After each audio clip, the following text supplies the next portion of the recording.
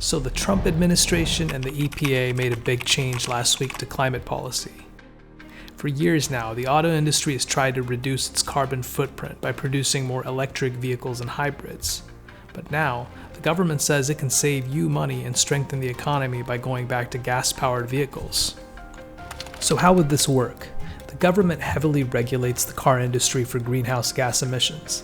The cost of doing this regulating is very expensive, both for the government and for the car companies. So by cutting down on regulations, it saves money for everyone.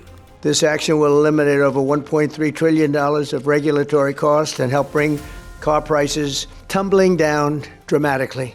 You're going to get a better car, you're going to get a car that starts easier, a car that works better for a lot less money. Also, shifting development from electric vehicles to gas could lower prices overall, as electric cars are more expensive. But personally, I don't think this change in climate policy is going to save anyone money. I don't say this with any political preference in mind, I just don't see how the numbers add up. So let's take a look at this.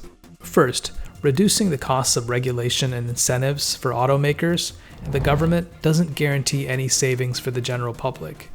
For regular Americans to enjoy these benefits, taxes have to be lowered or existing tax dollars have to be spent differently, or car prices have to be lowered directly as a result of fewer regulations. There's no guarantee that the government or car companies are going to do either of these things. Second, it's unlikely car prices are going to go down by moving towards more gas-powered vehicles. In fact, car prices have actually been going up by 40% since 2021 for reasons beyond the gas versus electric debate.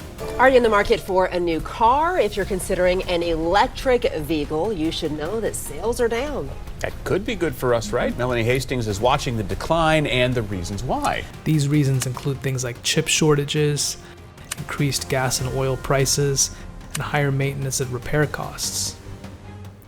Third, it's also unlikely automakers are going to abandon their strategies for electric vehicles. Most have built the infrastructure for years and plan to go through with this from 2030 or 2035. It would actually cost them more to step away from these plans. So moving forward, we have to see how the automakers actually react.